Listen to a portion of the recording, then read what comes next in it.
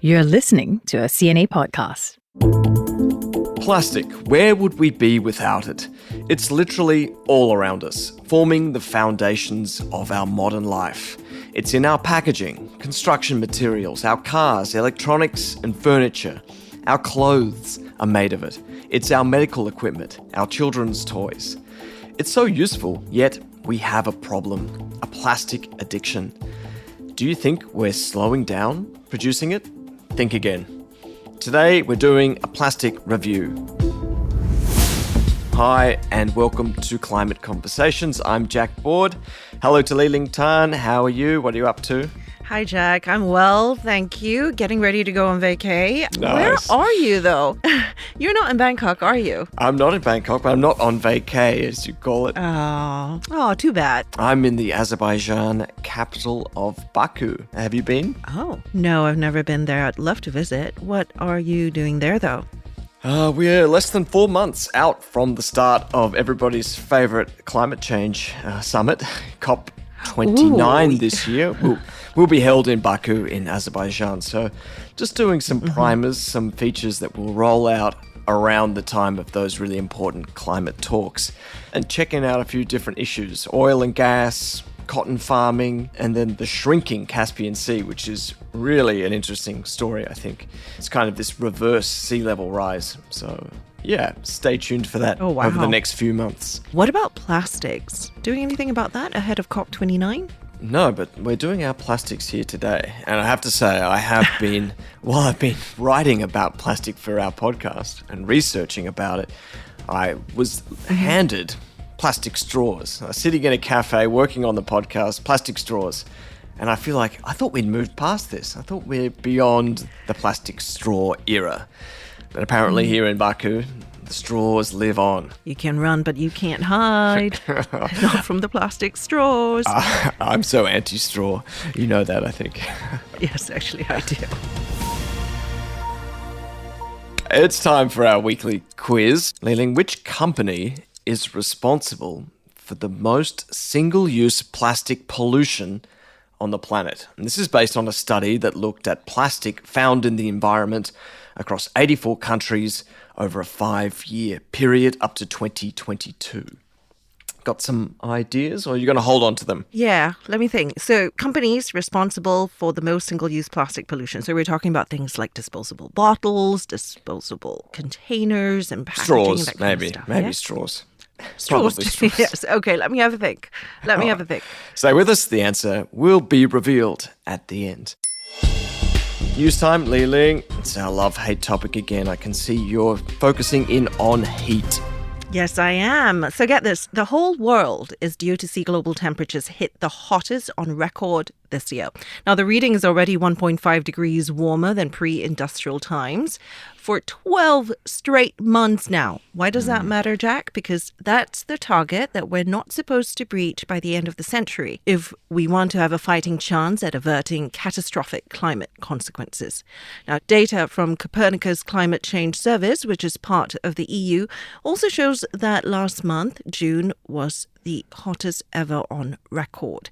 So what all this means is that things are getting even hotter, climate change is getting even worse, and this will give rise to more extreme weather events ahead. Pretty bad news, actually, to hear that we've hit that 1.5 degree threshold. That's always our baseline target. That's what all of our climate change targets are meant to keep the temperature at. So is this it? Have we got no more warming? It doesn't seem like it. So to hit that 1.5 degrees already is a bit of a troubling sign. Yeah. Now, anything else? Have you got something less depressing? Normally you don't, but let's see. Actually, yes, I do. You know how you were talking about plastic straws earlier? Well, the issue with plastics, of course, is that you have marine animals eating them or getting injured by them, right? And they take forever to degrade or decompose. This doesn't sound like good news. Wait, hang on, be patient. Sorry. So this diving resort town in the Philippines is doing something about it by swapping trash for rice. Now, so for some 2 years now, you see where I'm headed with this. So for 2 years now, they've apparently collected about 4.3 metric tons of plastic waste and distributed some 2.6 tons of rice. So we're talking about 2,600 kilograms of rice distributed. Now, this is a good amount if you think like 1 kilogram can feed about 5 to 10 people a day. So this cleans up the beaches, saves the sea turtles and other marine life, and it feeds people. So trash for rice for the win. See, happy? Happy, Jack? Okay, I hear you. Now, speaking of feeding people, I saw on the CNA website recently that Singapore has approved the sale of insects as food, and not just like normal insects, a whole lot of them. Yeah. It's both gross and exciting at the same time, isn't it? So the Singapore Food Agency has kind of followed through on a promise, and it's gone and approved the sale of 16 species of insects. And we're talking about grasshoppers, crickets, mealworms, silkworms, even bees possibly coming to a restaurant near you. Now, it basically gives the green light to alternative food suppliers, restaurants and supermarkets to sell or serve these insects or insect-based foods. They can come as ingredients or garnish. They can be served on sushi or mixed into protein bars. Now, the interesting thing from our report on the story is that insects can trigger the same type of allergic reaction as seafood or shellfish as well. Did you know that? No, never heard that. That's interesting. So I guess you'll have to watch out for bugs sprinkled on your nasi lemak from now on. Let's have lunch. All right, let's go to our main story this week.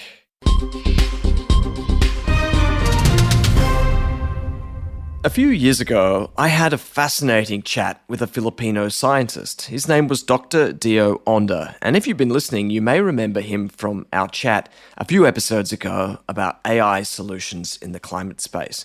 At that time, he'd just undertaken an underwater mission to the third deepest trench on the planet. It's a place called the Emden Deep. It's one of Earth's final frontiers, an unexplored section of one of the oldest seabeds in the world. Until 2021, no human had ever been there. Now, Dio was on board a small submersible, and for 12 hours they reached and then explored the depths. And they're searching for lots of new things, right? Signs of life. And at one point he told me he spotted something, a jellyfish, he thought. Incredible. So they turned their submarine towards it. They shone their powerful lights at this deep sea creature. But it wasn't a jellyfish at all. It was a floating plastic bag. How it got there, some 6,000 meters below the ocean surface, he didn't know. But it was proof that the ocean is a continuum where human impacts know no boundaries. Plastic is everywhere. You know, Jack, I actually did a similar story about this regarding the Mariana Trench, which is the deepest known point in the ocean, right? You know about this. Now, it's about 1,500 feet deeper than Emden. So this is back in 2019 when an explorer found candy wrappers and a plastic bag as well at the bottom of the trench. So yes, plastic is really everywhere. And don't forget too about the Pacific garbage patch in the Pacific Ocean. Floating patches of mostly plastic trash, twice the size of Texas or 3 times the size of France. Just out there, bobbing and swirling on the Pacific Ocean. So, you know, we've got lighters, baby bottles, cell phones, and of course plastic bags, some dating back 50 years. Plastic is everywhere. In our oceans, on the surface, everywhere. The deepest corners, you're going to be finding plastic. And that's because as a civilization, we are just making so much of it. How much plastic do you think the world is actually producing every year? In 1950, it was about 2,000 tons. But by 2020, we'd reached more than 400 million tons in that year. And what about the trajectory? By 2050, by some estimates, the world could be creating 1.1 billion tons annually. Good grief. Crazy numbers. It's durable, it's versatile, it's cheap. The problem, though, is that it lasts basically forever, or at least generations and generations. It takes a plastic bottle about 450 years to break down, meaning every plastic bottle ever made is still out there if it hasn't been incinerated or turned into something else. Now, the gravity of what we've made as a modern civilization is pretty hard to comprehend, isn't it? It is, and the fact that it just keeps growing and growing. The estimates are that there are more than 6 billion tons of discarded plastic out there in the environment. And producing all of this plastic as well causes a lot of carbon emissions too. When we look at vulnerable environments, though, I think where disposing of plastic isn't as simple as throwing something in the garbage, it can illuminate the scale of this challenge, I think. So let's take the Maldives. A truly stunning place. Crystal clear waters, white sands, but increasingly everywhere plastic. So when I went there, I didn't get to spend any time on the resort islands or floating in the beautiful Indian Ocean. I went to Trash Island, as journalists want to do. Yes. Now, for years, the Maldives has been feeding this heaving mountain of trash, which for many years was on fire as well. Now, it started out as a lagoon. So they had their trash. They thought, where can we put it? We'll designate this lagoon as our trash dump. So the trash got thrown into the lagoon, so much so that it filled up completely.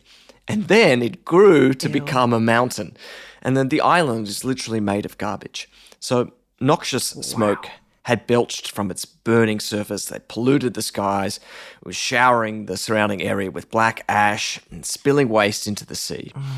Now, thankfully, for the past 3 years, those fires have been put out. The waste is starting to be managed properly. But for a nation of islands, logistically, it's a big challenge to work out how to manage this issue. It's pretty expensive to send boats all over to pick up plastic trash and then transport it. It's a high cost, zero output kind of activity. Now, they are building a waste to energy plant on this trash island. It's supposed to be completed in the next year or two. So some progress there, but you can see the Maldives is dealing with a huge problem. Tens of thousands of tons of plastic every year. Recycling rates are dire, and the changes cannot come soon enough for a country that's basically being inundated. Now, in response, it's really interesting to see the government there enacting some of the most ambitious plastic legislation in the world that I think other countries have really paid attention to. So that means banning the production and sale of 8 single-use plastic items, including our friends the straws, plates, cutlery, styrofoam boxes, plastic bags, cups, cotton buds, other small plastic bottles. And many of these items also can't be imported. Yet, the country, and many like it, many of these island states or countries in our region with long coastlines are still at the mercy of what others do. It's because of that jellyfish bag that we talked about earlier. Plastic pollution in the world's oceans is predicted to quadruple by 2040 without decisive action from governments and corporations. So that big floating trash in the Pacific that you mentioned, like it's only going to grow. The garbage patch. Yeah, the garbage patch, exactly. Now, Singapore, another small island state, different types of challenges. What's it doing? It's trying to slowly change consumer behavior by starting with the supermarkets. So about a year and a bit ago, Singapore required several major supermarkets here to start charging at least 5 cents a disposable bag at checkout. About 6 months into this policy going into effect, the government said that supermarkets had cut disposable plastic bag use by 50 to 80%. Big variance between 50 and 80%. Interesting. Yeah. You know, it's great for the supermarkets, but as our reporter Eugene Chow found out, it seems orders are still high among other retailers. Here's an excerpt from his report, speaking with plastic packaging maker Chien Hu Tat Leng Plastic and with Associate Professor Hannah Chang from Singapore Management University. The supermarket-wise, we see a decrease in around 40% in the demand of plastics bag. From the non-supermarket, their business as usual. They are ordering the same amount. We are producing the same amount for them as well. It doesn't happen necessarily overnight to all the shops, all the stores out there, but it starts slowly, one at a time, so that people have the time to get used to it and to start adopting this habit of bringing their own bags. At this point, disposable or single-use plastic bags are still being given out freely at smaller grocery stores, hawker centres and retail shops. The upside is that people are taking notice, even if many of them are not doing anything about it just yet. This is on a national level, though. You know something brewing on the global level, don't you, to cut plastic waste? Yeah, this is a huge international issue, and I think it's clear that individual nations can't do it on their own. You can't have these voluntary pay 5 cents for a plastic bag. Okay, it's a good start, but really you need to get to the core of the problem. And what you're referring to there is this global plastic treaty. So basically, world governments, and there are about 175 of them involved in this, they're negotiating to have a set of rules about plastic pollution. And the overall aim is to end plastic pollution worldwide by 2040. Now, that's the same year that I just mentioned that we're expected to have a quadrupling of plastic waste in the oceans. So, two really contrasting outcomes depending potentially on the success of these talks. They're looking at a range of different issues. Pollution prevention, microplastics, virgin plastic production, that is, making new plastic, chemical controls, standardized design of different plastic products, etc. Now, the fourth round of talks ended without any agreement. That was earlier this year in Canada. The next round is going to be in South Korea in November, and there is hope of a final text being agreed upon by all of the parties, but obviously a lot of vested interests here as well, and various politics that have to be navigated. But it's a great idea, just a massive challenge. Yeah, huge challenge for a huge problem. Alrighty, it's quiz time. Repeating the question. Which company is responsible for the most single-use plastic pollution on the planet? Liling, what are your thoughts? Okay, let's workshop. Okay, let's do workshop it. through We've got this. time. All right. No one has anywhere to be. So we know people just want to sit here and listen to our podcast. We know that. Exactly. Okay, so Unilever, we know, is a major consumer products company. So they do a lot of items that end up being packaged.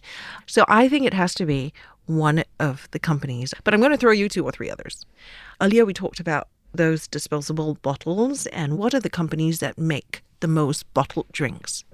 You tell me. Coca-Cola and Pepsi, the 2 rivals. And they don't just make Coca-Cola or soda, right? They make other forms of drinks as well, and they put them in bottles and all that. So I'm guessing a lot of the bottles come from them. And thinking about Unilever, I want to say Nestle as well. Okay. So is the company in the list of 4 that I just mentioned? Well, yeah, you can't have 4 guesses though. You have to have 1 guess. All right. Okay, I'm going to go with the biggest beverage producer, which I think is Coca-Cola. Correct. You've got it. Coca-Cola is the right answer. That's like my first correct answer in weeks. You also, you've basically got the whole medal, what do we call it? You've got the Trophy? whole Medal? medal podium. You know, you've got the gold, you've got the silver, and you've got the bronze there with your 3 choices. Coca-Cola's number 1 with about 11% of plastic waste found in the environment through that study that I mentioned before. Pepsi was number 2 at 5% and Nestle number 3 at 3%. But I should note that throughout that audit that the study did, they found 50% of the items out there were unbranded or were not able to be identified. So even though these big companies are contributing a lot, there are so many sources of plastic pollution. Yeah, I wonder how much of that comes from small and medium-sized producers, smaller companies. Be responsible with your plastic. That's our takeaway.